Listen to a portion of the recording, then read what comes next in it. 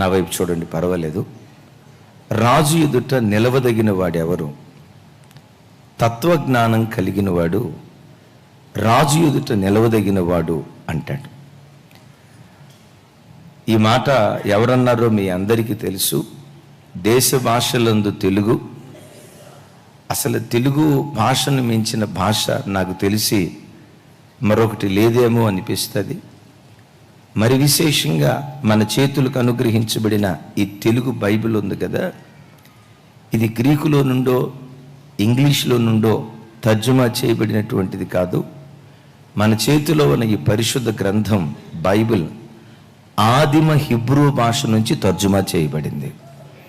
నిజంగా తెలుగువారిగా మనం ధన్యులం.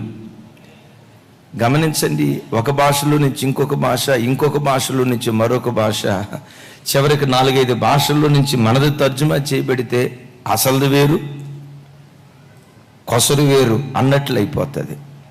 తెలుగు బైబిల్ దగ్గరికి వచ్చేసరికి నిజంగా ఈ తెలుగు జాతి ప్రజలను ప్రభు ప్రేమించి మనకివ్వబడిన ఈ పరిశుద్ధ గ్రంథమైన బైబిల్ ఆదిమ హిబ్రూ భాష నుంచి తర్జుమా చేయబడి దేవుడు మనకు వరంగా దయచేశాడు. ఆ దేవునికి చప్పట్లు కొడుతూ స్తోత్రాలు చెప్దాం. రైట్. దేవుని ఎదుట నిలవదగిన వాడు ఎవరయ్య అంటే తత్వజ్ఞానం కలిగిన వాడు. తత్వజ్ఞానం, తత్ ప్లస్ వం, తత్వం. చెప్పండి, తత్ ప్లస్ వం, తత్వం. తత్ అనే పదానికి ఉన్న అర్థం, తత్ అనగా దేవుడు అని అర్థం. ఎలా దేవుడు అనంటే తత్వము, రైట్. తత్ అనగా అది. ఇంకా దాని వివరణ భక్తులు ఇలా అంటారు, కంటికి కనబడని ఒక అదృశ్యమైన శక్తి. తత్ తత్. వం అంటే నీవు, జ్ఞానము. కంటికి కనబడని అదృశ్య శక్తిగా ఉన్న దేవునిని గూర్చిన జ్ఞానం నీవు పొందుకోవటమే తత్వజ్ఞానం అని అర్థం. Praise the lord. మరొకసారి దీనికి వివరణ చెప్తాను. నేను వేసుకున్న ధరించినటువంటిది ఇది చొక్కాయి, దీనిని జ్ఞానము అంటారు. ఈ చొక్కాయి ఎక్కడి నుంచి వచ్చిందే ఉంది, బట్టల దుకాణం నుండి వచ్చింది. బట్టల దుకాణానికి ఎక్కడి నుంచి వచ్చింది? మిల్లులో నుంచి వచ్చింది. మిల్లుకి ఎక్కడి నుంచి వచ్చింది? అమెరికా నుంచా? అమెరికా నుంచి ఎక్కడికి అమెరికాకి ఎక్కడి నుంచి వచ్చింది? పత్తిలో నుంచి వచ్చింది. పత్తి ఎక్కడి నుంచి వచ్చింది? పత్తి చెట్టులో నుంచి. చెట్టు ఏ ఊరిలో నుంచి వచ్చింది? ఎక్కడి నుంచి వచ్చింది? భూమి ఎవరి నుంచి వచ్చింది? ఈ చొక్కాయి, ఇది జ్ఞానం. ఈ చొక్కాయి ఎవరిలో నుంచి వచ్చిందో, ఏ దేవునిలో నుంచి ఉద్భవించిందో ఆ దేవుణ్ణి ఎరగటమే తత్వజ్ఞానము అని అర్థం. ఇప్పుడు చూడండి, ఇది టేబుల్, దీన్ని జ్ఞానం అంటారు. దీన్ని టేబుల్ అన్నానంటే నాకేం కలిగి ఉన్నట్లు? ఈ టేబుల్ ఎక్కడి నుంచి వచ్చింది? చెట్టులో నుంచి వచ్చింది. చెట్టు ఎక్కడి నుంచి వచ్చింది? చెప్పాలి. ప్రతిదీ భూమిలో నుంచి వచ్చింది. భూమి ఎక్కడి నుంచి వచ్చింది? ప్రభు బిడ్డలారా, సృష్టిలో కంటికి కనబడే ప్రతి పదార్థం, కనబడని ప్రతి పదార్థం దేవునిలో నుంచి ఉద్భవించినటువంటివి. ప్రతిదీ. కొలసి పత్రికలో అంటాడు సమస్తము ఆయన యందు, ఆయన ద్వారా, ఆయన మహిమ కొరకు కలిగెను అంటాడు. మనం ఆరాధించే యేసుక్రీస్తు ప్రభువులో సమస్తము ఆయన యందు నిక్షిప్తమై ఉన్నది. వెలుగు ఆయనలో నుంచి వచ్చింది. యేసయ్యకి మహిమ కలుగును గాక. సూర్య చంద్ర నక్షత్రాదులు ఆయనలో నుంచి బయలుదేరి వచ్చాయి. కంటికి కనబడే ప్రతి వస్తువే కానీ, వ్యక్తే కానీ, పదార్థమే కానీ, కనబడనిదే కానీ, అంతరిక్షములో ఉన్నవే కానీ సమస్తము ఆయన ద్వారా కలిగాయి. తత్వజ్ఞానం అంటే ఏంటంటే ఇవన్నీ ఎవరిలో నుంచి వచ్చాయో ఆయనను గూర్చిన జ్ఞానాన్ని సంపాదించడమే తత్వజ్ఞానం. తత్ అంటే దేవుడు, క్లుప్తంగా చెప్పాలంటే. వం అంటే నీవు, జ్ఞానం. తత్వజ్ఞానము అంటే దేవునిని గూర్చిన జ్ఞానము సంపాదించటమే తత్వజ్ఞానం. ఎందుకు ఒక మనిషి దేవుని గూర్చిన జ్ఞానాన్ని సంపాదించుకోవాలి? భక్తుడైన దానియేలు తత్వజ్ఞానం కలిగిన వాడు. ఎంత జ్ఞానం కలిగిన వాడంటే, కల్దీ దేశంలో ఉన్న తన సమకాలికుల కంటే 10 అంతల శ్రేష్ఠుడిగా బ్రతికాడట. అంతటి చక్కటి తత్వజ్ఞానం. మరొకసారి, అసలు ఒక మనిషి తన బ్రతుకులో దేవునిని గూర్చిన జ్ఞానాన్ని ఎందుకు సంపాదించుకోవాలి? 2 కార్యాలు. ఆ దేవుని మనసేంటో మనకు తెలియాలన్నా, ఆ దేవునిని మనం ప్రసన్నం చేసుకోవాలన్నా, ఆయన ఇష్టాయిష్టాలు తెలిస్తే కానీ అప్పుడు ఆయనను ప్రసన్నం చేసుకోగలుగుతాం. ఆయనను ప్రసన్నం చేసుకుని ఆయనను సరిగ్గా మనం ఎరిగి ఆయన కోరుకున్నట్లుగా బ్రతికితే, ఒక మనిషి సరిగ్గా ఆయనను ఎరిగితే, దానియేలు భక్తుడు అంటాడు, దేవుని ఎరుగువారు, తమ దేవుడు ఎలాంటి వాడో, తమ దేవుని గుణగణాలు ఎలాంటివో, తమ దేవునిని ఎరుగువారు గొప్ప కార్యాలు చేస్తారు అంటాడు. చప్పలు కొడుతూ స్తోత్రాలు చెప్తాం. హల్లెలూయా. అదే దానియేలు గ్రంథంలో రాసి ఉంటుంది. ఒకసారి చూడండి ఆ మాట. 11వ అధ్యాయం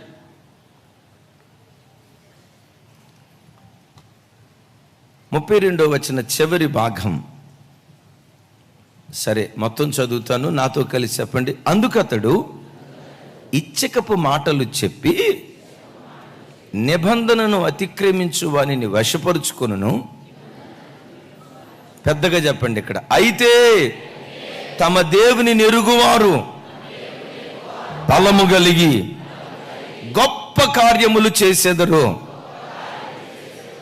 ఏమంటాడు? అయితే చెప్పండి. అయితే ఎవరిని ఎరిగిన వారు? దేవుని ఎరిగిన వారు బలము కలిగి ఉంటారట. ఆ బలము కలిగిన వాడు దేవుని కొరకు గొప్ప కార్యాలు చేసేవాడిగా మారిపోతాడట.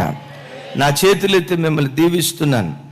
యేసయ్యను పరిపూర్ణంగా మనం ఎరుగుదాం, బలం కలిగి బ్రతుకుదాం.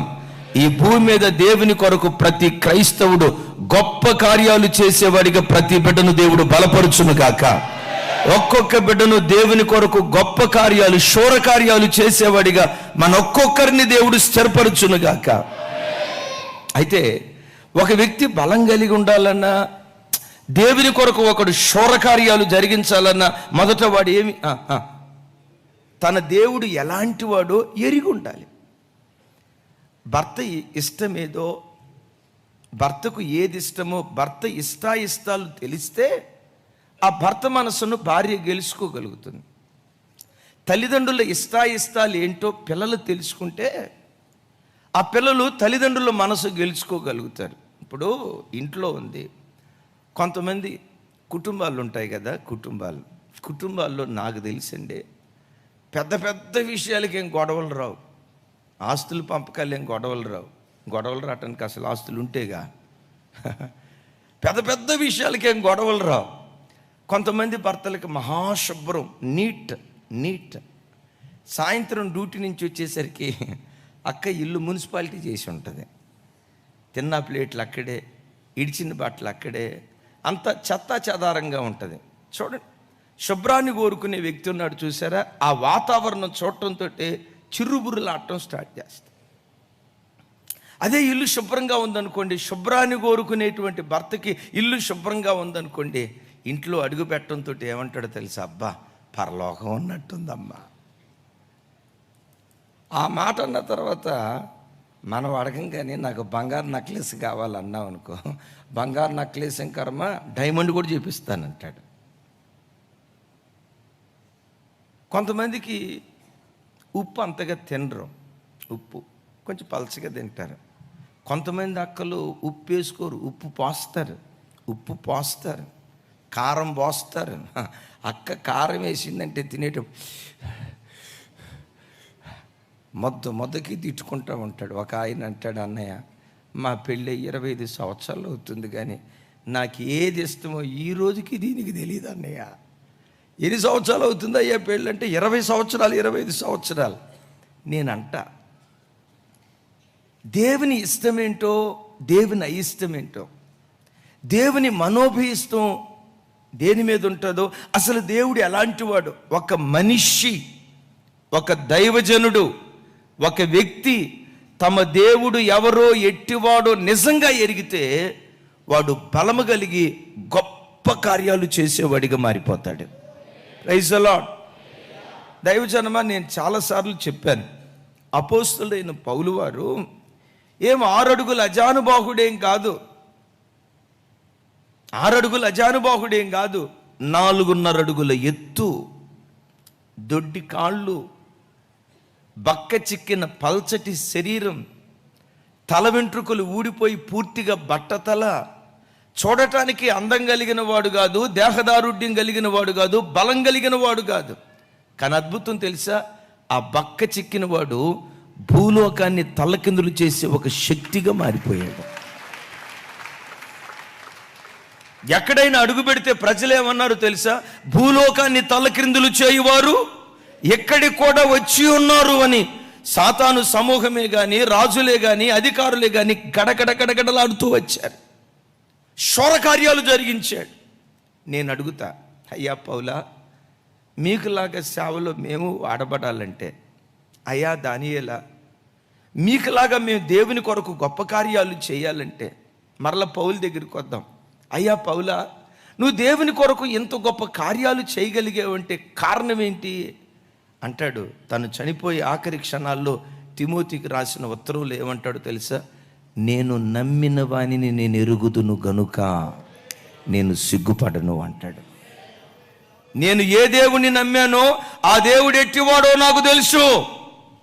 ఆయన ఎంత శూరుడో, ఎలాంటి శౌర్య కార్యాలు చేయగలిగిన వాడో, పెంట కుప్పల మీద పడిపోయిన దేన దరిద్రుని లేవనెత్తి ప్రజల మధ్యలో ఎలా వేడుకగా నిలవబెట్టగలడో, తృణీకరించబడిన వారిని మూలకు తలరాలుగా ఎలా మార్చగలడో, ఒక మట్టి ఘట్టము ద్వారా తన మహిమ కలిగిన కార్యాలు ఆ దేవుడు ఎలా జరిగించగలడో ఆయన శూరత్వం నాకు తెలుసు, ఆయన శౌర్య కార్యాలు నాకు తెలుసు, ఆయన ఎంత బలాఢ్యుడో నాకు తెలుసు గనుక అంటాడు, నేను నమ్మిన వానిని నేను ఎరుగుదును గనుక నేను సిగ్గుపడను. రాబోచున్న ఆ దినం వరకు నన్ను కాపాడగలడని రూఢిగా నేను విశ్వసిస్తున్నాను అంటాడు. క్రైస్తవ జన్మ, దేవుడు ఎవరో, దేవుడు ఎలాంటి వాడో నీకు తెలియదని కాదు, కానీ ఆయనను గూర్చి మరెక్కువగా ఆ దేవుని గూర్చి నువ్వు తెలుసుకుంటే, దానియేలు భక్తుడే అంటాడు, తమ దేవుని ఎరుగువారు బలము కలిగి గొప్ప కార్యాలు చేస్తారు.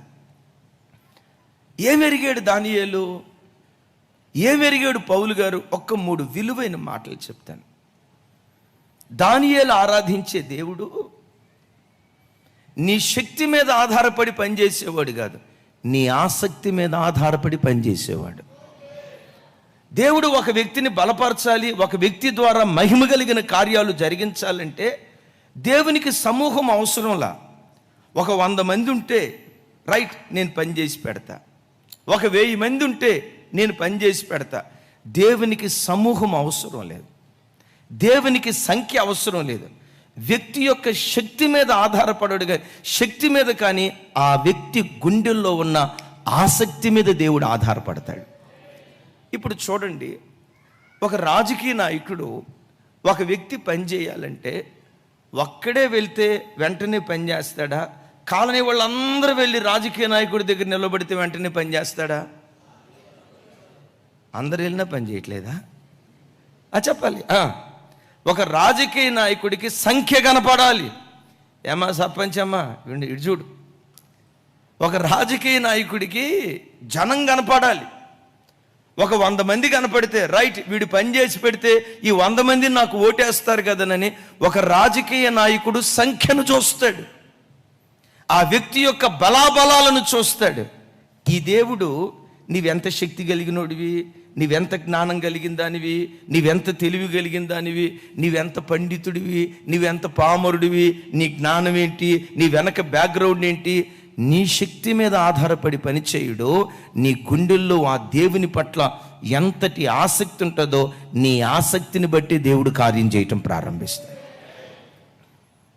బబులోను దేశానికి వచ్చిన తర్వాత అదేదో అంటారు కదా, గుంపులోని అందరూ కొట్టుకొని పోతున్నారు. అద్భుతం ఏంటో తెలుసా? ప్రవాహానికి సమస్త జీవరాశులు కొట్టుకొని పోతూ ఉంటే ప్రవాహానికి ఎదురీదగలిగే ఒకే ఒక్క జీవి చేప. దానియేలు అక్కడ ఏం చేశాడో తెలుసా? నేనొక్కడిని ఈ దేశంలో నా దేవుని కొరకు నిలవబడతా. నా చుట్టూతో ఉన్న వ్యక్తులు ఎలా బ్రతికినా, తమ్ముళ్ళు వచ్చిన ఇటు చూడండి, నా చుట్టూతో ఉన్న వ్యక్తులు ఎలా బ్రతికినా నేను పట్టించుకోను. నేనొక్కడిని నా దేవుని కొరకు నిలవబడతానని బబులోను దేశం అంతటిలో కొన్ని వందల మంది యోధ యవన పిల్లలు వచ్చినా దేవుని కొరకు తానొక్కడు నిలవబడ్డాడు. ఆ ఒక్క వ్యక్తే తర్వాత కాలంలో ఒక శక్తిగా మారిపోయాడు. 127 సంస్థానాలను ప్రభావితం చేసే ఒక బలాఢ్యుడిగా మారిపోయాడు. నా వైపు చూడండి. నీ కుటుంబాన్ని కట్టడానికి, నీ ద్వారా దేవుడు శూరకార్యాలు జరిగించడానికి, ఆ శూరకార్యాలు జరిగించడానికి దేవుడు నిన్నొక పాత్రగా వాడుకోవటానికి నేనంట, నీ ఒక్కదానివి నా ప్రభువుకు చాలు. నీ ఒక్కదానివి ప్రభు ఎదుట నువ్వు బ్రతకాల్సిన రీతిలో బ్రతికితే, ఆయన మనసు ఎలాంటిదో ఎరిగి ఆయన మనసును గెలుచుకునేటట్లుగా నీ ఒక్కడివి బ్రతికితే, నిజమే, పందులు గుంపుగా ఉన్న ఉపయోగం లేదు. సింహం ఒక్కటి సింగిల్గా నిలబడితే ఆ సింహం ద్వారానే శూరకార్యాలు దేవుడు జరిగిస్తాడు. ఫిలిష్తీయులు ఇశ్రాయేలీయుల మీద యుద్ధానికి వచ్చేటప్పుడు ఎందుకో సౌలు భయపడుతున్నాడు, ప్రజలెవరూ రావట్లా. అప్పుడు యోనాతాను తన ఆయుధాలు మోసేటువంటి వాడిని తీసుకుని వెళ్తూ ఒక ఖరీదైన మాట అంటాడు. ఏమో ఆయుధాలు మోసేవాడు ఇలా అన్నాడేమో, అయ్యా వాళ్ళంతమంది విస్తారమైన సైన్యం, మనం చూస్తే నేనేమో యుద్ధం చేసేవాడిని కాదు, నీ ఆయుధాలు, అరే చెప్పాలి, నేనేమో యుద్ధం చేసేవాడిని కాదు, నేనేమో యుద్ధాలు చేసేవాడిని కాదు, నీ ఆయుధాలు. మరి ఎంతకి యుద్ధం చేసేది నువ్వు ఒక్కడివే కదా, నీ ఒక్కడివి యుద్ధానికి వెళ్తే ఎలా?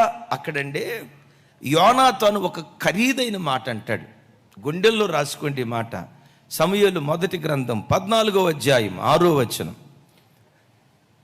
నాతో కలిసి అందరి మాట చెప్పండి. యోనాతాను సున్నతి లేని వారి దండు కాపురుల మీదకు పోదము రమ్ము, యెహోవా మన కార్యమును సాగించునేమో, అనేకుల చేతనైనను కొద్ది మంది చేతనైనను రక్షించుటకు యెహోవాకు అడ్డమా? అనేకుల ద్వారా రక్షించగలడు, కొద్ది మంది ద్వారా రక్షించగలడు. ఒక్కడు నిలవబడ్డా ఒక్కడి ద్వారా శూరకార్యాలు జరిగించగలుగుతాడు. చప్పలు కొడుతూ స్తోత్రాలు చెప్దాం. దైవజనమా, ఒకసారి మాట ఆలోచించండి. అయ్యా నువ్వు ఒక్కడు వెళ్తే ఓడిపోతాం, నేను నీ ఆయుధాలు మోసేవాడిని.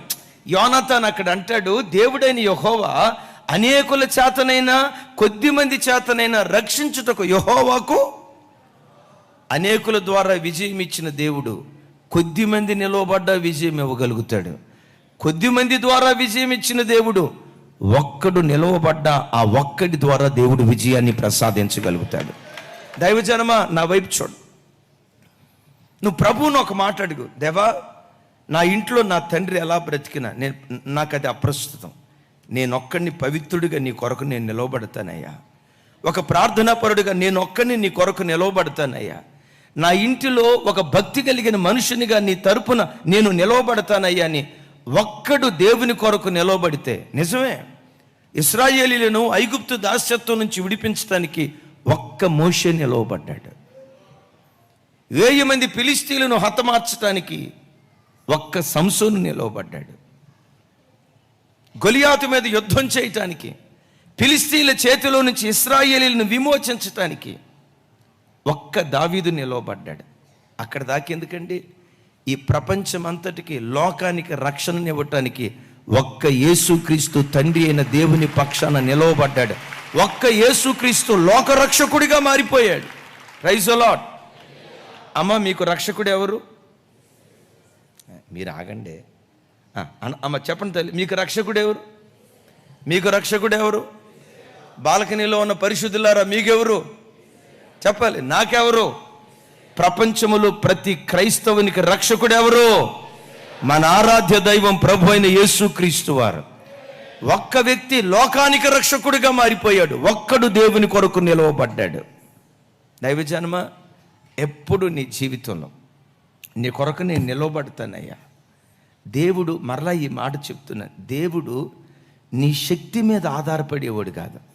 నేను దేవుని కొరకు ఎలా నిలవబడాలని నిజంగా ఆ బర్నింగ్ డిజైర్, ఆ బర్నింగ్ సెన్సేషన్ నీ హృదయపు లోతుల్లో ఉంటే, మరలా చెప్తున్నాను, నీ శక్తి మీద ఆధారపడేవాడు కాదు, నీ గుండె లోతుల్లో ఉన్న ఆసక్తి మీద దేవుడు ఆధారపడేవాడు. భూలోకాన్ని తలకిందులు చేశాడు. పౌలు ఒక్కడేనా, లేకపోతే పౌలుతో పాటు మంది మార్బలో కొన్ని లక్షల మంది ఉన్నారా? నీ ఇంటిని కట్టుకోవటానికి నీ ఒక్కదానివి నిలవబడు. ఒక భక్తి కలిగిన కుటుంబంగా నీ కుటుంబాన్ని నిలవబెట్టుకోవటానికి నీ ఒక్కడివి నిలవబడు, నీ ఒక్కదానివి నిలవబడు. ప్రభు పక్షాన నేను నిలవబడాలి, ఆ ఆసక్తి నీలో ఉంటే, ఒక మాట చెప్పంటారా, ఆసక్తి కలిగిన వాడిని ఏ శక్తి ఆపలేదు. చప్పట్లు కొడితే యేసయ్యకు స్తోత్రాలు చెప్పారు. ఆసక్తి కలిగిన వాడిని ఏ శక్తి ఆపలేదు. ఒక అద్భుతమైన సాక్ష్యం చెప్తాను. ఓ రోజు ఒక పాప ఇలాగే మందిరానికి వెళ్ళింది. అమెరికా దేశంలో ఆరాధన జరుగుతుంది. ఆరాధన జరుగుతున్నటువంటి ఆ స్థలంలో విచిత్రం ఏంటంటే, లోపల కూర్చోటానికి స్థలం లేక మందిరం ఇరుకైపోయి ఆ చిన్న బిడ్డ బయట కూర్చుంది. ఇంకా చాలామంది బయట కూర్చున్నారు. దైవ సేవకుడు నిలబడి వాక్యం చెప్తా, మనకు మందిరం సరిపోవట్లేదు, దేవుడు పెద్ద మందిరం ఇచ్చేటట్లుగా మీరు అందరూ ప్రార్థన చేయండి. మనం ఆరాధించే దేవుడు అడుగు వాటికంటే ఊహించు వాటికంటే అత్యధికంగా కార్యాలు చేస్తాడు కదా, మీరందరూ ఆసక్తిగా ప్రార్థన చేయండి అని దైవ సేవకుడు చెప్పాడు. పాప ఇంటికి వెళ్ళిన తర్వాత, డాడీ పాస్టర్ గారు పెద్ద చర్చి కట్టాలన్నాడు, ఆ పెద్ద చర్చి కట్టాలంటే ఎంత అయింది డాడీ అని అడిగిందట. డాడీ అన్నాడట, 3 అవుతాయమ్మా అన్నాడట. $3 అని ఆ పాప అనుకుంది. ఈ తండ్రి మనసులో $3 లక్షల అంటే ఈ పాపకి ఏం అర్థమైద్ది? ఆ రోజుల్లో $3 లక్షల అంటే ఈ పాపకి ఏం అర్థమైద్ది అని చెప్పి ఈ లక్షలు ఈ సంఖ్య అంతా చెప్పకుండా 3 అవుతుందమ్మా. ఈ పాప అనుకుందంట, అరే రే రే రే ఎంత పెద్ద చర్చి కట్టడానికి $3 అయ్యేది అని, నేను ఎట్లాగైనా ఈ $3 నేనే దాచిపెట్టి పాస్టర్ గారికి ఇవ్వాలి. ఆమెం చెప్పండి. నేను దాచిపెట్టి, ఏది నాకు పాకెట్ మనీ, తినటానికి చాక్లెట్లకి, ఐస్ క్రీములకి, క్యాడ్బరీలకి, అదే దానా కోసం ఇస్తారు కదా డబ్బులు, నాకు ఇచ్చినటువంటి దానా డబ్బుల్లో చక్కగా రూపాయి దాచిపెట్టి ఒక $3 నా దేవునికి ఇవ్వాలని చెప్పి 57 పైసలు చిల్లర ఆ రోజుల్లో చిల్లర 57 పైసలు పోగేసి రోజు తను పడుకునే తలదిండి కింద అట్లా భద్రంగా పెట్టుకుంటూ ఉండేదట. తను దాచిపెట్టినటువంటి ఆ పర్సులో ఒక పేపర్, ఇది దేవుని పెద్ద, అదిగో ఆ పాప నా వైపు చూడు, ఇది దేవుని యొక్క పెద్ద మందిరం కొరకు 57 పైసలు, మన భాషలో 57 పైసలు దాచిపెట్టిన తర్వాత తెలియని అనారోగ్యంతో పాపం ఆ పాప ప్రభు దగ్గరికి వెళ్ళిపోయింది. పాపం ఎందుకు, పుణ్యమే అది. ప్రభు దగ్గరికి వెళ్ళడానికి మించిన శ్రేష్టమైన కార్యం ఏముంది? ఆమె ఈ 57 పైసలు దాచిపెట్టిన ఆ పాప చనిపోయింది. ఆ తండ్రి ఆ పాపను ఆ మంచం మీద నుంచి తీస్తున్నప్పుడు దిండు కింద చిన్న కవర్, ఏంటా ఈ కవర్ అని పాస్టర్ గారు వాళ్ళు చూస్తే 57 పైసలు, ఆ పైసల మధ్యలో రాయబడిన స్లిప్, ఇది దేవుని పెద్ద మందిరం కొరకని రాసిందట. ఆ భూస్థాపన కార్యక్రమానికి ముందు దైవజనుడు ఏడుస్తా, మా మందిరానికి ఎంతోమంది చిన్నపిల్లలు వస్తారు, కానీ ఈ చిన్న బిడ్డకి చిన్నతనం నుంచి దేవుడంటే ఎంత ఆసక్తో కదా, దేవుడంటే ఎంత పిచ్చి ప్రేమో కదా.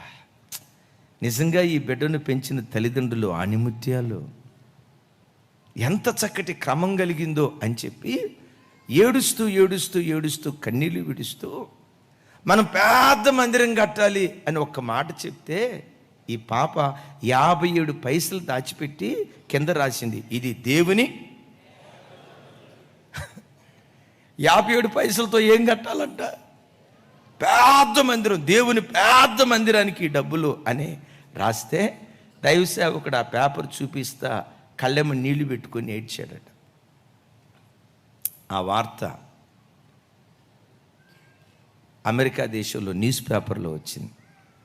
ఒక్క పసి హృదయం, ఒక్క చిన్న బిడ్డ దేవుని మందిరం కట్టడానికి ఆ పసి హృదయం తహతహలాడిన విధానాన్ని గూర్చి ఆ రోజు ఆర్టికల్లో న్యూస్ పేపర్లో అంతా రాస్తే ఆ వార్త చదివిన ఒక గొప్ప ధనవంతుడు, అయ్యా నాకు 100 ఎకరాల పొలాలు ఈ ప్రాంతంలో ఉన్నాయి, ఈ ప్రాంతంలో మీకు ఒక 10 ఎకరాలు 15 ఎకరాల పొలం మీ మందిరానికి అమ్మాలనుకుంటున్నాను, కొనగలిగితే మీరు కొనుక్కోండి. ఆ పాప పెద్ద మందిరం కట్టాలని అనుకుంది కదా, నా 15 ఎకరాలు మీకు అమ్ముతాను, కొనుక్కోండి. పాస్టర్ గారు అన్నారంట, 15 ఎకరాలు కొనగలిగే శక్తే మాకుంటే ఈ అనౌన్స్మెంట్ ఇదంతా ఎందుకు, 15 ఎకరాల పొలం నీ దగ్గర మేము కొనాలా అంటే ఆ పెద్ద ధనవంతుడు అన్నాడట, ఈ 15 ఎకరాల ఖరీదు ఎంతో తెలుసా, 57 పైసలు అన్నాడంట.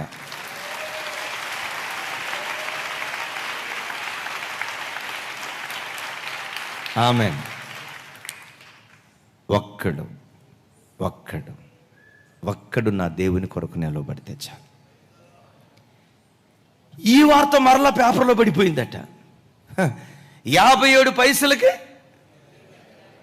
ఆ పాప 57 పైసలకి 15 ఎకరాల పొలం కొందని చెప్తే ఆ వార్త సంఘ బిడ్డలు విని, ఛీ, ఒక చిన్న బిడ్డకే ఇంత రోషం పుడితే, దేవుని మందిరం పట్ల ఎంత ఆసక్తి పుడితే, కోట్లకు లక్షలకు పడగెత్తిన మనం బ్యాంకులో దాచిపెట్టుకునే కంటే దేవుని ఖర్చు పెడితే పోలా? అరే ఒక చిన్న బిడ్డ ఎంత స్ఫూర్తినిచ్చింది అని చెప్పి ఒకళ్ళొకళ్ళు లక్షల డాలర్లు దేవుని కానుకీయటం ప్రారంభిస్తే అదే స్థలంలో 3300 మంది పట్టే ఓ పెద్ద మందిరం, ఆమేన్, 3300 మంది పట్టే పెద్ద మందిరం 57 పైసలకే కట్టబడింది.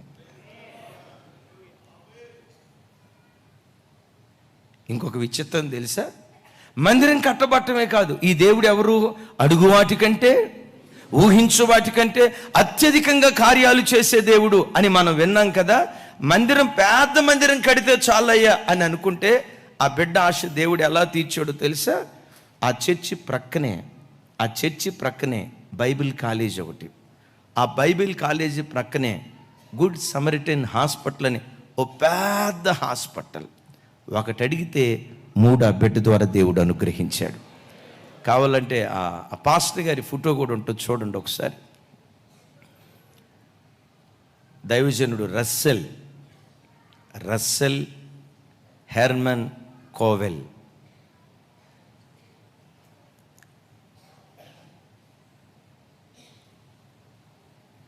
చర్చి కూడా చూపించుతాడు ఒకసారి. Conwell right Baptist church, Philadelphia temple of Baptist church అని ఒక అద్భుతమైనటువంటి మందిరం. ఇంత పెద్ద మందిరం, నేను మిమ్మల్ని మరలా అడుగుతా, ఇంత పెద్ద మందిరం ఎన్ని డబ్బులతో కట్టబడింది? ఆ మందిరం కట్టబడటానికి లక్షల మంది కారణమా? ఒక చిన్న బిడ్డ దేవుని కొరకు నిలవబడింది. అక్కడ దాకెందుకు, దేవుడు మనకిచ్చిన ఈ ఇమాన్యుయల్ మినిస్ట్రీస్ ఇంత పెద్ద వ్యవస్థ ఉంది కదా, ఈ పెద్ద వ్యవస్థ ఒకేసారి లక్షల మంది మీద కట్టబడలా. దైవజనురాలు, నేను, నాతో పాటు ఒక 2 కుటుంబాలు, ఆ 2 కుటుంబాలతో ప్రారంభించబడిన ఈ పరిచర్య శాఖోపశాఖలుగా లక్షల కొలది ప్రజలకు దేవుడు ఆశీర్వాద కారణంగా మార్చాడు. చెప్దాం ఆమేన్. దైవజనమా, దేవుడెప్పుడు కూడా నీ శక్తి మీద ఆధారపడి పనిచేసేవాడు కాదు. దానియేలు బబులోను దేశానికి వెళ్ళిన తర్వాత, అయ్యా నీ తరపు నేను నిలవబడతా, నీ కొరకు నేను బ్రతుకుతా, నీ మహిమ కొరకు నేను నిలవబడతా, నన్ను వాడుకోయని దానియేలు ఒక్కడు నిలవబడ్డాడు. ఆ ఒక్కడిని, ఆ వ్యక్తిని ఒక శక్తిగా మార్చి 127 సంస్థానాలకు ఆశీర్వాదకరణంగా దేవుడు మార్చాడు.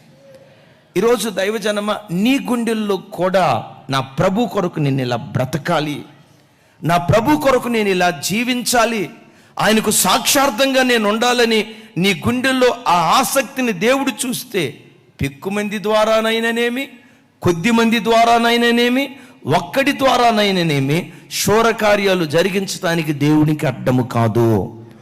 ఒక్క పౌలు, ఒక్క దావీదు, ఒక్క సమూయేలు, ఒక్క మోషే, నీ ఒక్కడి ద్వారా నువ్వు నిజంగా దేవుని కొరకు నిలవబడితే, నామకార్థుడిగా బ్రతికితే సరిక దానికి నేనేం చెప్పలేను.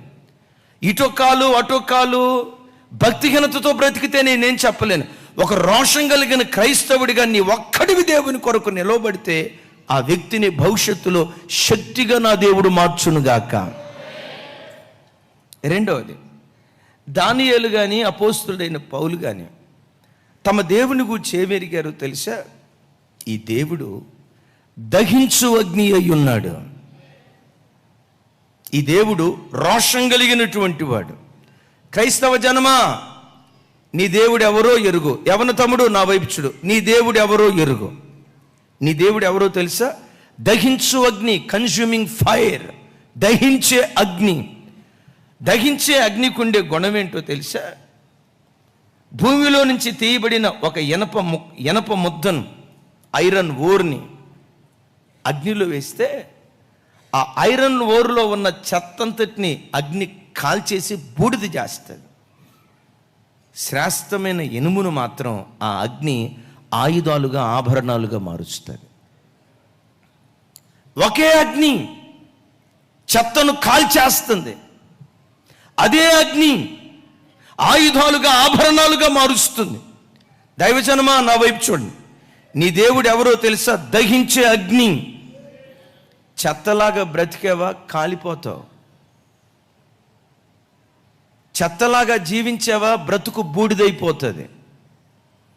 ఒక కాలు దేవుని వైపు పెట్టి, ఇంకొక కాలు లోకం వైపు పెట్టి, ఒక కాలు పవిత్రతని, మందిరానికి వచ్చినప్పుడు పవిత్రురాలిగా బ్రతికి, కాలేజీకి వెళ్ళిన తర్వాత ఏ అబ్బాయితోనే తిరుగుతూ, గమనించండి, చెత్త బ్రతుకు బ్రతికితే నీ దేవుడు దహించే అగ్ని.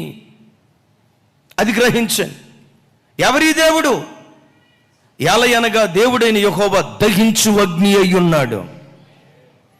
చెత్తలాగా బ్రతికారు ఫినెహాసు, హోఫ్ని, కాలిపోయారు. చెత్తలాగా బ్రతికాడు సంసోను, కాలిపోయాడు. చెత్తలాగా బ్రతికారు లోతు పిల్లలు, కాలిపోయారు. బైబిల్లో ఎక్కడైనా చూడండి, చెత్తలాగా బ్రతికాడు ఇస్కరియోతు యోధా, ఉరేసుకొని చనిపోయాడు. చెత్తలాగా బ్రతకకుండా ఆ చెత్త అంతటిని తొలగించబడిన, శుద్ధీకరించబడిన చెత్తను తొలగించుకున్న పదార్థంగా బ్రతికాడు పౌలు. భూలోకాన్ని తలకిందులు చేసేవాడిగా మారిపోయాడు. దానియేలు ఈ సంగతి ఎరిగాడు అనే దానికి బలమైన ఆధారం ఏంటో తెలుసా? చూడండి, దానియేలు గ్రంథం 1వ అధ్యాయం 8-9 వచనాలు. నాతో కలిసి అందరూ చెప్పండి. రాజు భుజించు భోజనమును, పానమును, ద్రాక్షారసమును పుచ్చుకొని తను అపవిత్రపరుచుకొనకూడదని దానియేలు ఉద్దేశించి, తాను అపవిత్రుడు కాకుండానట్లు వాటిని పుచ్చుకొనకుండా సెలవిమ్మని నపుంసకుల అధిపతిని వేడుకొనగా, దేవుడు నపుంసకుల అధిపతి దృష్టికి దానియేలునకు కటాక్షము నందను అనుగ్రహించెను. యేసయ్యకి మహిమ కలుగును గాక. ఒకసారి నా వైపు చూడు. దానియేలు ఈ బబులోను దేశానికి వచ్చిన తర్వాత వీటిని తిని నేను అపవిత్రుని కాకూడదు అని ఎందుకు నువ్వు ఉద్దేశించావు? నీ డిసిషన్, నీ నిర్ణయం వెనుకున్న రహస్యం ఏంటి? అందరూ తింటున్నారు కదా, నీవు కూడా తినవచ్చు కదా. అందరూ ఇలా బ్రతుకుతున్నారు కదా, నువ్వు కూడా అలా బ్రతకొచ్చు కదా. నేను అపవిత్రుని కాకూడదు అని ఎందుకు నువ్వు ఉద్దేశించావు? దానియేలుని అడిగితే దానియేలు ఏమంటాడో తెలుసా? ఏడుస్తా అంటాడు, అయ్యా అసలు ఈ దేశానికి మేము దాసులుగా రావటానికి కారణం ఏంటో తెలుసా? మా పితరులు చేసిన పాపం. మానవ భాషలో చెప్తాను, మా పితరులు చెత్త బ్రతుకు బ్రతికారు, రోత బ్రతుకు బ్రతికారు. రాజులుగా ఉండాల్సిన మేము దాసులుగా మారిపోయాం. ఈ మాట బాగా పట్టుకోండి. షేము దేవుడైన యెహోవా స్తుతించబడును గాక, కనాను అతనికి దాసుడవుతాడు అంటాడు. షేము వంశం ఎవరిది? అబ్రహాం. అబ్రహాములో నుంచే పుట్టినటువంటి వారు యాకోబులో నుంచి ఉద్భవించిన వారే ఇశ్రాయేలీ. అంటే ఆది కాండములోనే దేవుని ప్రణాళిక ఏంటో తెలుసా? ఇశ్రాయేలీలు రాజ్యములకు శిరస్సు వంటి జనముగా ఉండాలి. నేను మిమ్మల్ని అడుగుతా, ఇప్పుడు శిరస్సుగా ఉండాల్సినటువంటి ఇశ్రాయేలీలు బబులోను దేశంలో ఎలా బ్రతుకుతున్నారు? ద్వితీయోపదేశ కాండంలో దేవుడు ఏమన్నారు? నీవు తలగానే ఉంటావు, తోకగా ఉండవు, నీవు పైవాడిగానే ఉంటావు. ఇప్పుడు తలగా ఉండవలసిన వాడు ఏమైపోయాడు? ఇప్పుడు దానియేలు ఎరిగింది ఏంటో తెలుసా? మా పితరులు చెత్త బ్రతుకు బ్రతికారు, దౌర్భాగ్యపు బ్రతుకు బ్రతికారు. వాళ్ళు ఆ బ్రతకటాన్ని బట్టే మాకు ఈ గతి పట్టింది. మరలా ఇక్కడికి వచ్చిన తర్వాత అదే చెత్త బ్రతుకు బ్రతుకుతా ఉంటే ఏలయనగా దేవుడని యెహోవా దహించు అగ్ని. మా పితరులాగా మేము బ్రతికితే మా బ్రతుకు బుగ్గిపాలైపోతుంది. నేను పవిత్రుడిగా బ్రతకాలని దేవుని కొరకు రోషంగా నిలవబట్టం ప్రారంభించాడు. దైవజనమా, నా వైపు చూడండి. ఎన్నో క్రైస్తవ కుటుంబాలు, కొన్ని వందల వేల లక్షల క్రైస్తవ కుటుంబాలను మీరు చూసుంటారు. నీతిగా బ్రతికే ప్రతి కుటుంబం కారపు మెతుకులు తిన్నా తలమానికగా వాళ్ళు బ్రతకటానికి దేవుడు కృప చూపిస్తాడు. భక్తికి మారుపేరుగా ఉన్న కుటుంబాలు, ఆ కుటుంబాల్లో ఎంత ప్రశాంతం, ఎంత నెమ్మది ఉంటుందో నోటి మాటలతో చెప్పలేదు. ఏ వ్యసనాలకు బానిస కాకుండా నీతిగా బ్రతికి నీతిగా చదువుకున్న ఒక యవనస్తుడు తన భవిష్యత్ కాలంలో రాజ్యమునకు శిరస్సు వంటి వాడిగా మారిపోతాడు.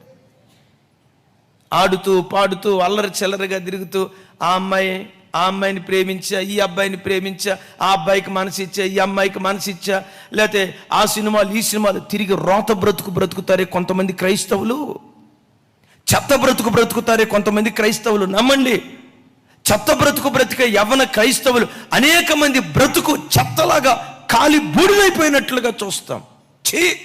ఈ పాపపు జీవితం నాకొద్దు, బ్రతికిన కొద్ది దినాలన్నా నా ప్రభు కొరకు ఒక పవిత్రమైన జీవితం చేయాలి, ఇదిగో నేను ఇలా జీవించాలని ప్రభు కొరకు రోషంగా నిలవబడిన వారు ఈ అగ్ని వాళ్ళని ఆయుధాలుగా మార్చేసేసింది. తాను అపవిత్రుణ్ణి కాకూడదు అని ఉద్దేశించడానికి కారణం ఏంటంటే తన పితరుల పూర్వపు చరిత్ర. దాని గురించే 9వ అధ్యాయంలో దానియేలు బహు ఏడ్చుకుంటూ ప్రార్థన చేస్తాడు. చూడండి, దానియేలు గ్రంథం, అందరూ చూడండి, దానియేలు గ్రంథం 9వ అధ్యాయం 7, 11, 12 వచనాలు. వారు ఆ దేశంలో బానిసలుగా రావటానికి కారణం ఏంటో దానియేలు ఎరిగి 21 రోజు ఉపవాస ప్రార్థనలో దానియేలు చేసిన ప్రార్థనలు చూడండి ఒకసారి. ప్రభువా, నీవే నీతిమంతుడో, మేమైతే, పెద్దగా చెప్పాలరా తల్లి, పెద్దగా ఇంకొంచెం స్వరం మంచి, మేమైతే సిగ్గు చేత ముఖ వికారము నొందిన వారము, మేము నీ మీద తిరుగుబాటు చేసితిమి, దానిని బట్టి నీవు సకల దేశములకు మమ్మను తరిమితివి. యెరూషలేములోను యోదయా దేశములోను నివసించుచు స్వదేశవాసులుగాను ఉన్నట్టు పరదేశవాసులుగాను ఉన్నట్టు ఇశ్రాయేలీలందరికీ మాకును ఈ దినమున సిగ్గే తగి ఉన్నది. మేము తరమబడ్లా, నీవు మమ్మల్ని తరివేవయ్యా. ఎందుకు తరివేవు? మా పితరులు నీకు విరోధంగా తిరుగుబాటు చేశారు, మా పితరులు నీకు విరోధంగా పాపం చేశారు. వాళ్ళు చేసిన పాపాన్ని బట్టే సకల దేశాలకు మేము తరమబడ్డాం. సిగ్గుతో అవమానంతో తలెత్తుకోలేకుండా తల దించుకొని బ్రతుకుతున్నాం. తమ్ముడు, చెల్లి, దేవునికి విరోధంగా నువ్వు పాపం చేస్తే, దేవునికి విరోధంగా నువ్వు బ్రతికితే, దేవునికి విరోధంగా నీ జీవితాన్ని కొనసాగిస్తే, నేను మిమ్మల్ని శపించట్లేదు, దయచేసి దేవుని వాక్యాన్ని చూడండి. బ్రతుకు కాలం అంతా సిగ్గుపడుతూ బ్రతుకుతావు. సిగ్గే నీ జీవితానికి మిగిలిపోతుంది. చెదరగొట్టబడతావు. గమనించండి, తలెత్తుకోలేకుండా అవమానంతో ప్రజలు దిగిపోతున్నారు. కారణం ఏంటంటే మా పితరులు నీకు విరోధంగా తిరుగుబాటు చేశారు. ఈ ఉదయకాలం వాక్యం వింటున్న తమ్ముడు చెల్లి నా వైపు చూడండి. నీ ప్రవర్తన దేవునికి అనుకూలంగా ఉందా? దేవుని మీద తిరుగుబాటు చేస్తున్నట్లుందా? దేవుని వాక్యానికి తగినట్లుగా బ్రతుకుతున్నావా? వినిన వాక్యం ఒకటైతే నువ్వు బ్రతికే బ్రతుకు మరొకటిగా ఉందా? సిగ్గుపడతావు, జాగ్రత్త. తలదించుకొని బ్రతుకుతావు, జాగ్రత్త. అవమానంతో బ్రతుకుతావు, జాగ్రత్త. నీ కన్నీళ్ళే నీ బ్రతుకులో అన్నపానాలుగా మిగిలిపోతాయి, జాగ్రత్త. కారణం ఏంటంటే తిరుగుబాటు. నీ మీద తిరుగుబాటు చేయటాన్ని బట్టి సకల దేశములకు నీవు మమ్మును తరిమితివి. నెక్స్ట్ వర్స్ చిన్న 11-12 వచనాల్లో మరోసారి ఆ ప్రార్థన కంటిన్యూ చేస్తూ ఇలా అంటాడు. కొంచెం స్వరం పెంచండి. ఇశ్రాయేలీలందరూ నీ ధర్మశాస్త్రమును అతిక్రమించి, ఎవరెవరు? ఒక్కళ్ళు కాదు, ఇశ్రాయేలీలందరూ నీ ధర్మశాస్త్రమును అతిక్రమించి నీ మాట వినక తిరుగుబాటు చేసిరి. మేము పాపము చేసితిమి గనుక నేను శపించిదనని నీవు నీ దాసులకు మోషే ధర్మశాస్త్రమందు ప్రమాణము చేసి ఉన్నట్లు ఆ శాపమును మా మీద కుమ్మరించితివి. ఒక్కొక్క మాట గుండెలు పగిలిపోతుంది చూడు. ఆ శాపాన్ని మా మీద కుమ్మరించావు. నీవు కుమ్మరించింది కాదయ్యా, మా పితరుల దోషాన్ని బట్టి మేము తెచ్చుకుంది. Next verse. అసలు ఈ మాటలు చూడండి. యెరూషలేములో జరిగిన కీడు, యెరూషలేములో ఏం జరిగిందట? మరొకసారి యెరూషలేములో జరిగిన కీడు మరి ఏ దేశములోనూ జరగలేదు. ఆయన మా మీదకిని, మాకు ఏలికలుగా ఉండు మా న్యాయాధిపతుల మీదకిని ఎంత గొప్ప కీడు రప్పించి తాను చెప్పిన మాటలు నెరవేర్చెను. దైవజనమా నా వైపు చూడండి. దానియేలు ఏడుస్తూ అంటాడు, అమ్మా నా వైపు చూడండి రా తల్లి. ప్రపంచంలో ఎన్నో దేశాలు ఉన్నాయి, కానీ నీ దేశం అని పిలువబడుతున్న ఇశ్రాయేలు దేశానికి కలిగినంత కీడు ప్రపంచంలో ఏ దేశానికి కలగలేదయ్యా. చుట్టూతో ఎన్నో అన్ని దేశాలు ఉన్నాయి.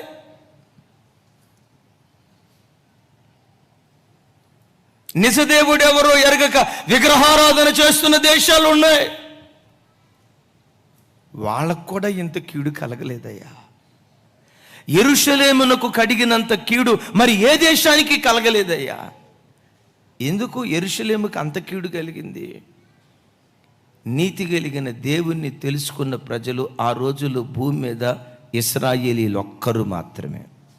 దేవుడేంటో, దేవుని నీతి ఏంటో, దేవుని నమ్ముకున్న ప్రజలు ఎలా బ్రతకాలో, దేవుని నమ్ముకున్న ప్రజలు ఎలా జీవించాలో ఆ ధర్మ విధులు ఎరిగిన ప్రజలు ఎవరు? తెలియక తప్పు చేసిన వాడు క్షమించబడుతున్నాడు. తెలిసి తప్పు చేసేవాడికి లెక్కలేనన్ని దెబ్బలు తగులుతాయి వాక్యం అంటుంది. విన్నారా? యేసు ప్రభు కలువరి శిలువలో ఒక మాట అంటారు కదా, తండ్రి వీరేమి చేయుచున్నారో వీరు ఎరుగరు గనక వీరిని క్షమించండి. క్రైస్తవ జనమా, ఒక అన్యుడికి తాగుబోతుతనం పాపం అని వాడికి తెలియదు. మరి నీకు, నువ్వు తాగితే తెలిసి తప్పు చేస్తున్న వాడివి కదా. తెలిసి తప్పు చేస్తున్న నిన్ను దేవుడు ఎలా క్షమిస్తాడు? జాగ్రత్త. అరే, 2-3 భార్యల్ని కలిగి ఉండటం లోకస్తుడికి తప్పు కాదు. దైవజన లేసన్ గారు ఒక ఆయన్ని అడిగాడట, ఏమిరా నువ్వు 2 భార్యల్ని పెట్టుకున్నావేంటి? ఇప్పుడు 3వ ఆమె కూడా పోయి నువ్వు అని అన్నారంట. ఆడన్నాడట, నా పేరేంటో మీకు తెలుసు కదా అయ్య గారు, ఆ పేరు నేను చెప్పలేను. ఒక దేవుడి పేరంట, ఆయనకు 3 అంట. మరి ఆ పేరు పెట్టుకున్న తర్వాత నామధేయాన్ని సార్థకత చేయాలి కదా అయ్య గారు, నామధేయాన్ని. వింటున్నారా? జారత్వం అది పాపం, వ్యభిచారం అది పాపం, అన్యుడికి తెలియదు. క్రైస్తవ యవన బిడ్డలారా, చిన్నప్పటి నుండి సండే స్కూల్ నుండి నీకు దేవుని వాక్యం తెలుసు. ఏది పవిత్రతో ఏది అపవిత్రతో చిన్నప్పటి నుంచి నీ దేవుని వాక్యం విన్నటువంటి వాడివి. తెలిసి తెలిసి తప్పు చేస్తున్నావు, జాగ్రత్త. తెలిసి తెలిసి పొరపాటు చేస్తున్నావు, జాగ్రత్త. తెలిసి తెలిసి ఒకడు పొరపాటు చేస్తే, అయ్యా ఏ దేశానికి జరగనంత కీడు మా దేశానికి జరిగిందయ్యా, ఏ దేశంలో ప్రజలు అనుభవించలేనంత మానసిక క్షోభ మా దేశం అనుభవించిందయ్యా. అనుభవించడానికి కారణం, అయ్యా నిన్ను మేము తప్పు పట్టలేము, నీవెప్పటికీ నీతిమంతుడివే, నీ తీర్పులు ఎప్పుడూ న్యాయమైనవే, నీ తీర్పులు ఎప్పుడూ తప్పు కాదు. మేమే దోషం చేసి మా పితరులు నీకు విరోధంగా తిరుగుబాటు చేసి ఈ దోషాన్ని మూటగట్టుకున్నారయ్యా. దైవజనమా, నా వైపు చూడు. నీ బ్రతుకు ఎలా ఉంది? దేవుని ఎదుట నువ్వు ఎలా జీవిస్తున్నావు? నీ దేవుడు పవిత్రుడు ఎరిగి, పాపాన్ని సహించలేని వాడని ఎరిగి, అపవిత్రతను సహించలేని వాడని ఎరిగి, వేసనైనా క్షమిస్తాడేమో కానీ వేషధారిని క్షమించని దేవుడని నీవు ఎరిగి, నీతికి మారుపేరు కలిగిన దేవుడని ఈ సమస్తము నీవు ఎరిగి, నీ జీవితం ఎలా దేవుని ఎదుట బ్రతుకుతుందో ఒకసారి ఆలోచించు. ఒక అద్భుతమైన మాట ఇక్కడ చెప్తాడు. దానియేలు ఏమని ఉద్దేశించాడట? రాజు భుజించే భోజన పదార్థముల చేత నేను అపవిత్రుని కాకూడదు, ఈ మాంసాహారం నేను తినకూడదు, కూరగాయల భోజనమే చేస్తాను అని ఉద్దేశించాడు. ఈ ఉద్దేశాన్ని ఎవరికి చెప్పాడు? నపుంసకుల అధిపతికి చెప్పాడు. గమనించండి, ఏమి తినాలి ఏమి తినకూడదో ఆ నిర్ణయం తీసుకునే అధికారం దానియేలుకు ఉందా, నపుంసకుల అధికారికి ఉందా? చెప్పాలండి. దాన్ని జడ్జి చేయాల్సింది ఎవరు? 9వ వచనం చూపించుతాము నా వైపు. దాన్ని జడ్జి చేయాల్సింది ఎవరు? అధిపతి జడ్జి చేయాలి. ఇతను బానిస. నేను అంటాను, బానిసకంటూ స్వతంత్ర అభిప్రాయాలు ఉంటాయా? పెద్దగా చెప్పాలి. కానీ అద్భుతం తెలుసా? ఆ మాట చెప్పటంతో 9వ వచనం, నపుంసకుల అధిపతితో దానియేలు చెప్పెను. నాతో కలిసి చెప్పండి. దేవుడు నపుంసకుల అధిపతి దృష్టికి దానియేలునకు కృపా కటాక్షము నొందను అనుగ్రహించెను.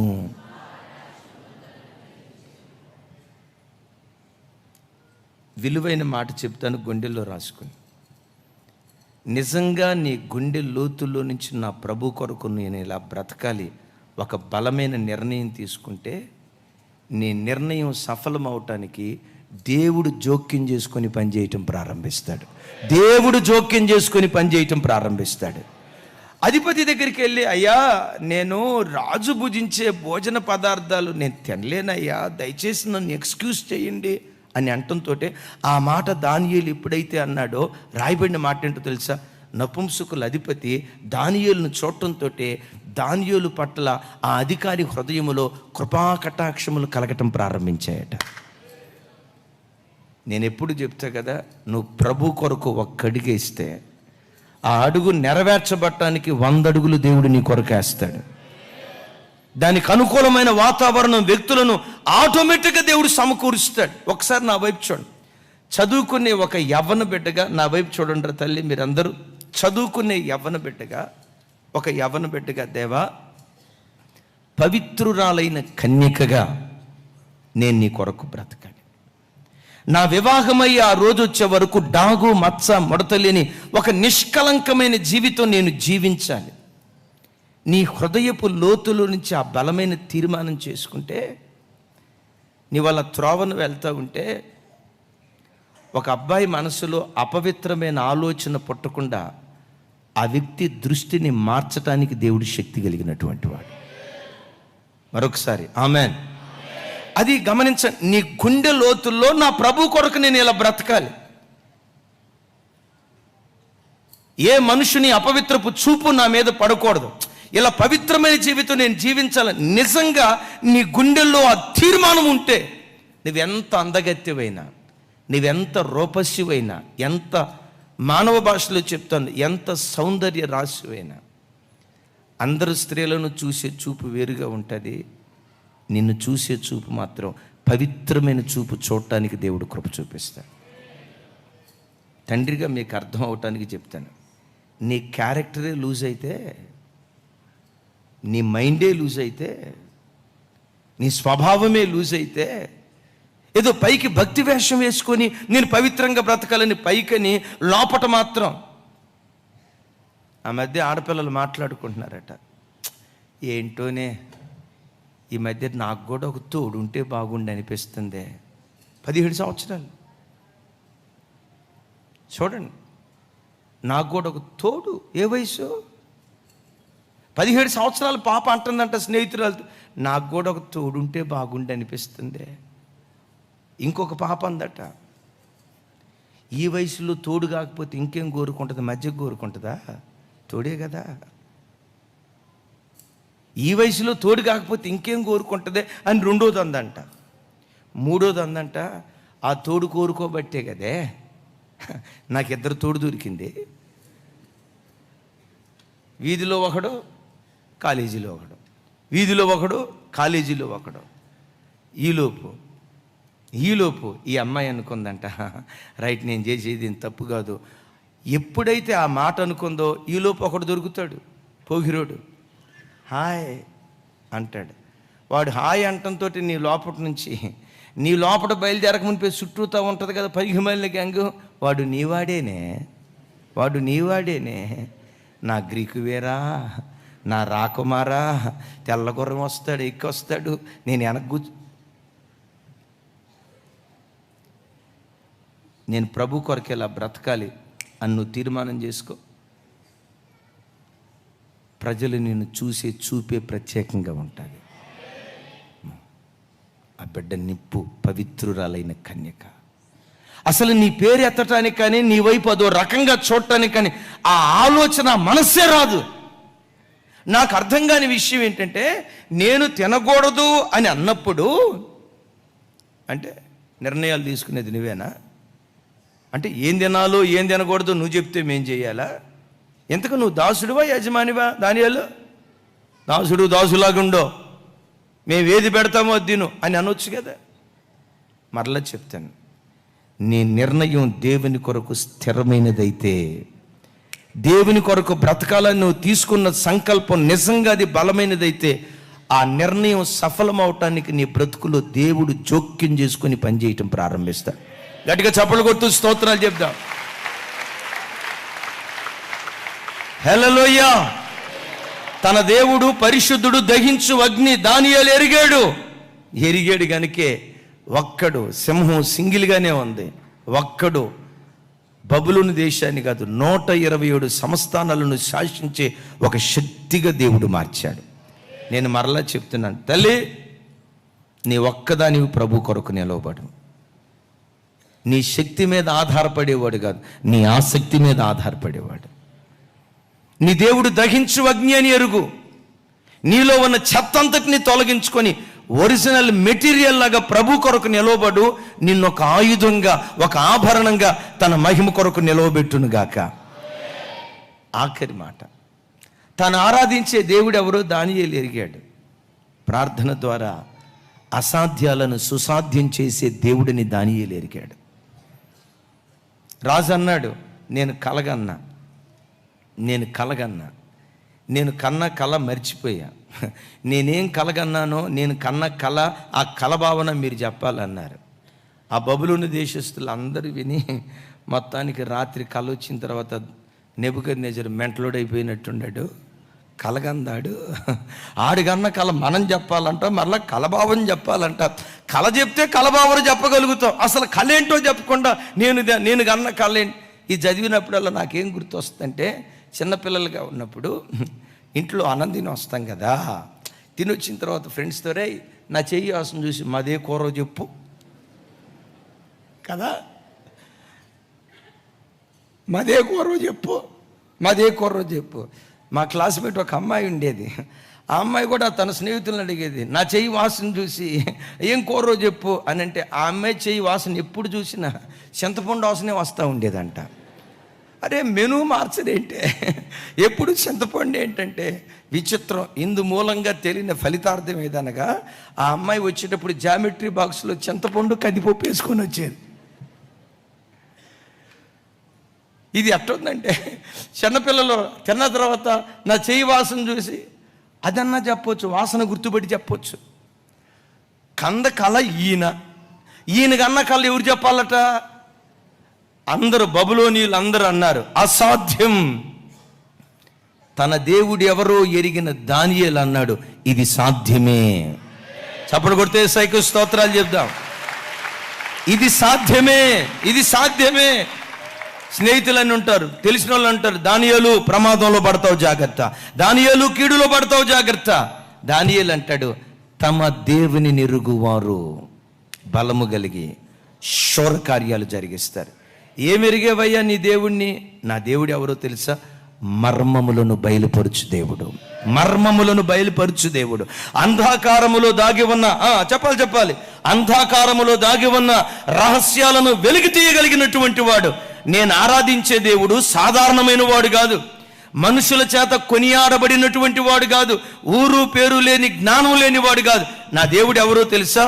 అంధకారములో దాగి ఉన్న వాటిని, మర్మయుక్తమైన వాటిని బయలుపరచువాడు, కాలచక్రాన్ని మార్చగలిగిన శక్తిమంతుడైనటువంటి దేవుడు.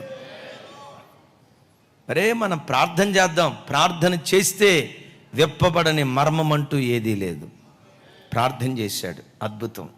ఈ దానియేలు గొప్ప ఎసెట్ ఏంటో తెలుసా? తన స్నేహితులే తన ఎసెట్. ఎలాంటి స్నేహితులు? కలిసి ప్రార్థించే స్నేహితులు. మంట. ఎలాంటి స్నేహితులు? దేవుని కొరకు ప్రాణం పోగొట్టుకోవటానికి సిద్ధపడే స్నేహితులు. ఆ రాత్రంతా దానియేలు ఇక్కడ, ముగ్గురు అక్కడ, నలుగురు ప్రార్థన చేశారు. దానియేలు ఎసెట్, దానియేలు యొక్క బలం ఏదైనా ఉన్నదంటే ప్రార్థనా పరుల సమూహం. దైవజనమా, సంఘానికి వస్తున్న యవన బిడ్డలారా, నువ్వు మందిరానికి వచ్చినప్పుడు ఒక నలుగురు ప్రార్థనా పరులను నీ కొరకు సంపాదించుకో. నీ కొరకు ప్రార్థన చేసే నలుగురు తల్లులను నీ కొరకు సంపాదించుకో. నీ కొరకు కన్నీళ్లు కార్చే నలుగురు ప్రార్థనా పరులను నీ కొరకు నువ్వు సంపాదించుకుంటే సంఘములో పౌలువారు ద్వితీయోపదేశ కాండంలో మోషే అంటారు కదా, ఒకడు 1000 మందిని తరిమితే ఇద్దరు 10,000 మందిని తరుముతారు. యేసయ్యకి మహిమ కలుగును గాక. సంఘంలో ఐక్యత అంటే తమ్ముళ్ళారా వినండి, అన్నలారా వినండి, సంఘములో పెద్దలుగా మీ ఐక్యత హోటల్కి వెళ్ళి భోజనం చేసే చోట కాదు, కూర్చొని బాతాకాని మాట్లాడుకునే చోట కాదు, రెస్టారెంట్కి వెళ్ళి బిర్యానీ తినే చోట కాదు. మీ ఐక్యత ఎక్కడుండాలో తెలుసా? నలుగురు సంఘ పెద్దలు కలిసి ప్రార్థించే చోట ప్రార్థనలో మీ ఐక్యత కనపడాలి. యవన బిడ్డలారా నా వైపు చూడండి, పర్వాలేదు, మీరు యవన బిడ్డలో వెళ్ళి తినండి సంతోషంగా. అయితే మీ ఐక్యత మండీ బిర్యానీ దగ్గర కాదు.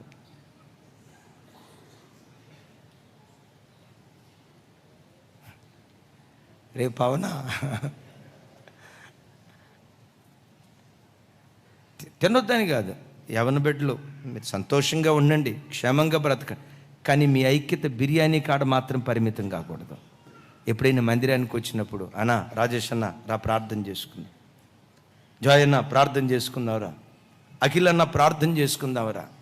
ప్రార్థనలో మీ ఐక్యత ఉంటే మీ ద్వారా శూర కార్యాలు దేవుడు జరిగిస్తాడు. అక్క, ఇంట్లో అసెంబ్లీ సమావేశాలు పెట్టడానికి మీ ఐక్యత ఉంటే, లోక్సభ సమావేశాలు పెట్టడానికి మీ ఐక్యత ఉంటే, మీ ఐక్యత ప్రమాదంలో పడుతుంది, జాగ్రత్త. దేని కొరకు క్రైస్తవ యవన బిడ్డలు కలవాలి? దానియేలు, షడ్రక్, మెషక్, అబేద్నెగోలాగా ప్రార్థన చేయటానికి దేవుని సన్నిధిలో కలవాలి. అలా మీరు ప్రార్థన చేస్తూ ఐక్యత కలిగి దేవుని సన్నిధిలో బ్రతకండి. ఒక అద్భుతం. ఎన్ని చిక్కుముడులున్నా ఈ ప్రార్థన ద్వారా ప్రతి చిక్కుముడి అవలేలగా దేవుడు విప్పటం ప్రారంభిస్తాడు. చప్పట్లు కొడితే సైకో స్తోత్రాలు. నీ ఇంట్లో ఏ చిక్కు సమస్య ఉన్నా, కొన్ని పరిస్థితులు గజిబిజి గందరగోళంగా కనపడతాయి మీకు, వాటిని ఎట్లా పరిష్కరించాలో నీకు అర్థం కాదు. జుట్టు బీక్కుంటావు, అయ్యో ఈ పరిస్థితి, ఈ సమస్యను ఎట్లా సాల్వ్ చేయాలి, ఈ సమస్య నుంచి ఎట్లా గట్టెక్కాలని నువ్వు జుట్టు బీక్కుంటావు కదా. అద్భుతం. నీవు, నీతో పాటు నీ పిల్లలు మోకరించి ప్రార్థన చేయండి. నీవు, నీతో పాటు నీ ఇంటికి వచ్చే ఒక 2-3 అక్కలు మోకరించి ప్రార్థన చేయండి. నీవు, నీతో పాటు ఒక 2 అన్నలు మందిరంలో కలిసి దేవుని సన్నిధిలో ప్రార్థన చేయండి.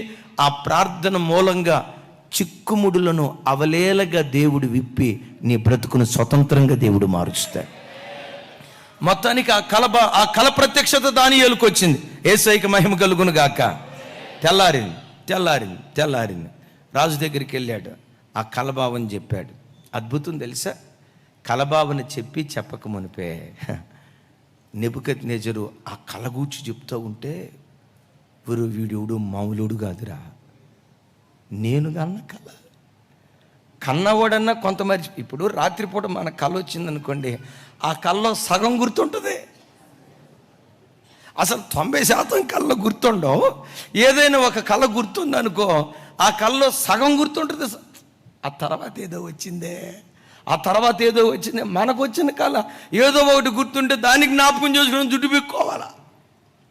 దానియేలు ఉన్నాడు చూసారా, పోసగుచ్చినట్లు చైన్ లింక్ లాగా, ఇది తర్వాత ఇది, తర్వాత ఇది, తర్వాత ఇది, తర్వాత ఇది. అదిగో పర్వతంలో నుండి తీయబడిన ఒక రాయి కదా, రాయి, చిన్న రాయి సైజు కూడా చెప్తున్నాడు, దాని రంగు చెప్తున్నాడు, దాని మెటీరియల్ చెప్తున్నాడు. రాజుకు అర్థం కాక ఏమంటాడు తెలుసా, వీడు మావులోడు కాదురా నాయన, దేవదూతల ఆత్మ కలిగిన మనుష్యుడు, దేవదూతల ఆత్మ కలిగిన మనుష్యుడు అని చెప్పి. అద్భుతం తెలుసా, దానియేలు ఎదుట సాష్టాంగపడి దానియేలుకు పూజ చేస్తున్నాడంట. ఏమంటాడు తెలుసా, ఈ ప్రపంచంలో దానియేలు దేవుడే నిజమైన దేవుడు, ఆయన తప్ప మరొక దేవుడు లేడని ఒక రాజు చేత ప్రపంచానికి చాటింపు వేయించాడు దానియేలు. ఒక్కడు ప్రపంచాన్ని ప్రభావితం చేశాడు. ఒకసారి ఆ మాట చూడండి, చదువుకొని ప్రార్థన చేసుకుందాం. 2వ అధ్యాయం 46వ వచనం నుంచి 49వ వచనం వరకు. దానియేలు గ్రంథం 2వ అధ్యాయం, నాతో కలిసి 46 నుంచి 49, నాతో కలిసి చెప్పండి. అంతటా రాజుకు నెబుకద్నెజరు దానియేలునకు సాష్టాంగ నమస్కారము చేసి అతని దేవుణ్ణి పూజించి, చూసి చెప్పాలా, యోధా నీ సహోదరులు నిన్ను స్తుతించెదరు. చప్పట్లు కొడితే యేసయ్యకు స్తోత్రాలు చెప్దాం. నాతో కలిసి మాట చెప్పండి, యోధా యోధా నీ సహోదరులు నిన్ను స్తుతించెదరు. మరలా మరలా మరలా, నీ సహోదరులు నిన్ను స్తుతించెదరు. ఈ చిత్రం చూడండి, యోధా దేవుని స్తుతిస్తూ ఉంటే, దేవుని స్తుతించే యోధాను ప్రజలంతా స్తుతించేటట్లుగా దేవుడు చేశాడు. ఇక్కడ దానియేలును గూర్చి రాయబడిన మాట, దానియేలు దేవుడిని పూజ చేయట్లేదట, సాష్టాంగ నమస్కారం చేసి. నెబుకద్నెజరు మామూలోడా, అలాంటి వాడు మెడలు వంచి సాష్టాంగ నమస్కారం చేసి అంటాడు, అతన్ని పూజించి బాబోయ్, ఆ తర్వాత చూడండి, నైవేద్య ధూపములు అతనికి సమర్పింప ఆజ్ఞాపించాను. ఒక్కడు శూరకార్యాలు చేశాడు. 47, మరియు రాజు ఈ మర్మమును బయలుపరుచుటకు నీవు సమర్థుడవైతివే, నీ దేవుడు దేవతలకు దేవుడును రాజులకు ప్రభువును మర్మములు బయలుపరుచువాడనై ఉన్నాడని దానియేలుకు ప్రత్యుత్తరం ఇచ్చెను. దానియేలు దేవుడు ఎవరో దానియేలు ఎరగటమే కాదు, దానియేలు చుట్టూతో ఉన్న వ్యక్తులు కూడా ఎరిగేటట్లుగా దేవుడు కార్యం చేశాడు. అప్పుడు రాజు దానియేలును బహుగా హెచ్చించి అనేక దానములు ఇచ్చి అతన్ని బబులోను సంస్థానం అంతటి మీద అధిపతిగాను బబులోను జ్ఞానులందరిలో చప్పట్లు కొడితే యేసయ్యకు స్తోత్రాలు చెప్తాం.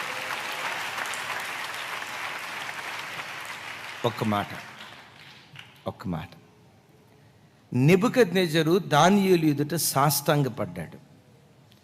ఎవరి నెబుకద్నెజరు? దానియేలును ఇజ్రాయేలు దేశములో నుండి కాళ్లకు చేతులకు సంకెళ్ళు వేసి బానిసగా తీసుకొచ్చినాడు కదా. దానియేలులో పురుషత్వం లేకుండా దానియేలును నపుంసకుడిగా మార్చినవాడు కదా. దానియేలును బానిసగా చేసి ఆ బబులోను దేశం ఇజ్రాయేలు దేశం నుంచి దానియేలును లాక్కొని వచ్చినవాడు కదా. అద్భుతం. ఏ శత్రువు ఒకప్పుడు దానియేలు మీద చెలరేగాడో అదే శత్రువు దానియేలు ఎదుట సాష్టాంగపడేటట్లుగా దేవుడు చేశాడు. నా వైపు చూడు.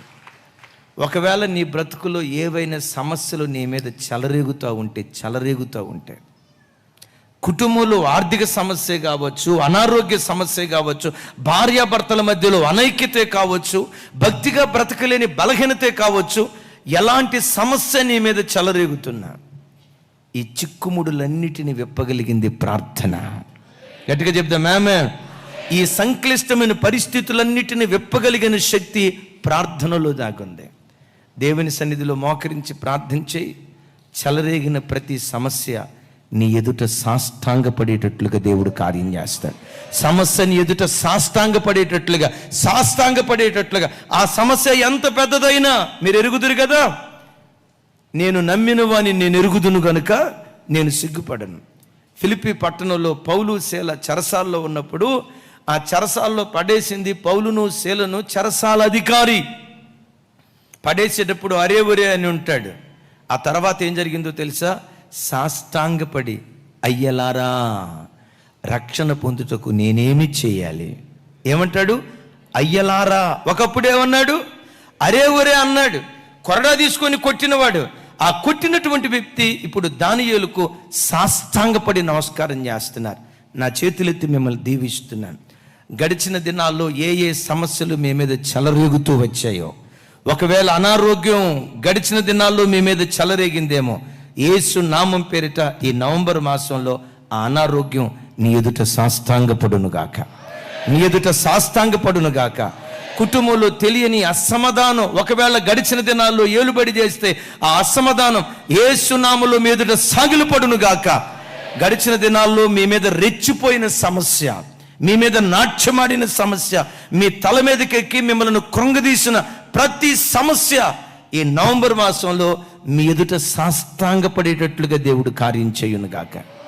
అయితే ఇవన్నీ చేయాలంటే నువ్వేమి ఎరగాలి? ఏ జ్ఞానం ఉండాలి? పెద్దగా చెప్పాలి. ఏ జ్ఞానం ఉండాలి? 2 మాటలు చెప్పి ముగిస్తా.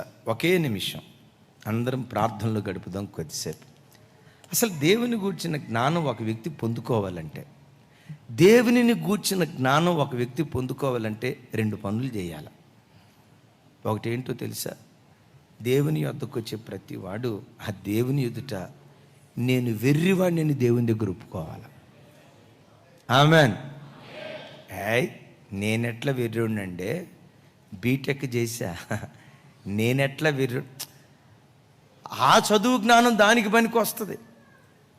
దేవుని గూర్చిన అతి శ్రేష్టమైన జ్ఞానం ఒకడు దేవుని దగ్గర నుంచి పొందుకోవాలంటే దేవుని యొద్దకు వచ్చే ప్రతివాడు అంటాడు పౌలు గారు, నీవు జ్ఞాని వగునట్లు తెలీదా? పెద్దగా చెప్పాలి. జ్ఞాని వగునట్లు వెర్రివాడివి కావాలి అంటాడు. ప్రభా నేను వెర్రివాడినయ్యా, ప్రభా నేను తెలివి మాలిన వాడినయ్యా అని ఆయన పాదాల మీద పడు. ఈ దేవుడు ఎవరు తెలుసా? వెర్రివాడిని పండితుడుగా మార్చగలిగినటువంటి వాడు. Amen, amen. అమాయకుడిని జ్ఞానానికి మారుపేరుగా మార్చగలిగినటువంటి వాడు. చప్పలు కొడితే సైకో స్తోత్రాలు చెప్తాం. నేను మిమ్మల్ని ప్రోత్సహించడానికి చెప్తున్నా. ఈరోజు కూడా దేవుని సన్నిధిలో నిలవబడి వాక్యం చెప్పడానికి, నేను సావుకొచ్చిన తొలిటి దినాల్లో వాక్యం కొరకు నేను ఎంత ప్రసవేదన పడుతూ ప్రభు పాదాల దగ్గర ఏడుస్తానో, ఈవెన్ టిల్ డేట్ నా జ్ఞానం మీద నేను ఆధారపడను. నేను ఇన్ని సంవత్సరాలు బట్టి ప్రసంగం చేస్తున్నాను. మనకే ఏనాడు ఎప్పటికప్పుడు ఆయన పాదాల మీద పడి, ప్రభా నీ జ్ఞానయుక్తమైన ధర్మశాస్త్రాన్ని బోధించడానికి నా అనుభవ జ్ఞానం సరిపోదయ్యా, నాకున్న తెలివితేటలు సరిపోవయ్యా, ప్రతిరోజు దైవ సన్నిధిలో నిలవబడే ప్రతి క్షణం ఎందుకో తెలుసా? నేను వెర్రివాణ్ణి నిజంగా హృదయపు లోతులో నుంచి అంగీకరిస్తే ఆ వెర్రివాణ్ణి జ్ఞానవంతుడుగా దేవుడు మారుస్తాడు. రెండవది, క్రీస్తు యేసును గూర్చిన అతి శ్రేష్టమైన జ్ఞానం నువ్వు పొందుకోవాలంటే సమస్తాన్ని నష్టపరుచుకొని లోకాన్ని పెంటతో సమానంగా ఎంచుకోవాలి. ఫిలిప్పీ పత్రికలో అంటాడు. గమనించండి, లోకాన్ని ముద్దాడుతూ నాకు దేవుని గూర్చిన జ్ఞానం కావాలంటే రాదు. లోకంలో ఏ అపవిత్రతలైతే ఉన్నాయో వాటన్నిటినీ దేవుని బిడ్డగా నువ్వు పెంటతో సమానంగా ఎంచుకోవాలి. నేనంట ఇక ఆ మాట నేను చెప్పలేను, కానీ పెంటను ఎలా అసహించుకుంటారో, పాపాన్ని ఒక వ్యక్తి అలా అసహించుకొని సమస్తాన్ని నష్టపరుచుకొని నాకు దేవుడే కావాలని దేవుని కొరకు బ్రతుకుతారో, పౌలుకు ఎలాంటి మహాజ్ఞానం ఇచ్చాడో అలాంటి శ్రేష్టమైన జ్ఞానం దేవుడు మనకిచ్చును గాక. పౌలు చెప్పిన మాట చూడండి. ఆ మాట 1 తిమోతీయులకు రాసిన 2వ పత్రిక 12వ వచనం, 1వ అధ్యాయం. నాతో కలిసి, ఆ హేతువు చేత ఈ శ్రమలు అనుభవించుచున్నాను గాని నేను నమ్మిన వాని నెరుగుదును గనుక నేను సిగ్గుపడను. నేను ఆయనకు అప్పగించిన దానిని రాబోవుచున్న ఆ దినము వరకు కాపాడగలడని రూఢిగా నమ్ముచున్నాను. ఒక క్షణం నా వైపు చూడండి. పౌలు దేవునికి పూర్తిగా అప్పగించుకున్నాడు. ఎలాగో చెప్పమంటారా? వైట్ పేపర్ ఇచ్చి కింద సంతకం పెట్టి దేవునికి ఇచ్చేసాడు. అప్పగించుకున్నానయ్యా, నువ్వు ఏం చేయమంటే అలా చేస్తా. పిచ్చోడా, అట్లా వైట్ పేపర్ ఇచ్చి కింద సంతకం పెట్టావు, అట్లా అప్పగించుకుంటే ఎలా? నేను నమ్మిన వాడిని నెరుగుదును, రాబోచున్న ఆ దినము వరకు నన్ను కాపాడ సమర్థుడని రూఢిగా నేను నమ్ముతున్నాను. ఒకటి ఎరుగుతావా? యేసుక్రీస్తు మధ్యాకాశంలో ప్రత్యక్షమయ్యే ఆ రోజు వరకు నిన్ను కాపాడుటకు సమర్థుడని నువ్వు రూఢిగా ఎరిగి నీ సమస్తాన్ని దేవునికి అప్పగించుకో. శూర కార్యాలు భూమి మీద జరిగేటట్లుగా దేవుడు నిన్ను బలపరుస్తాడు.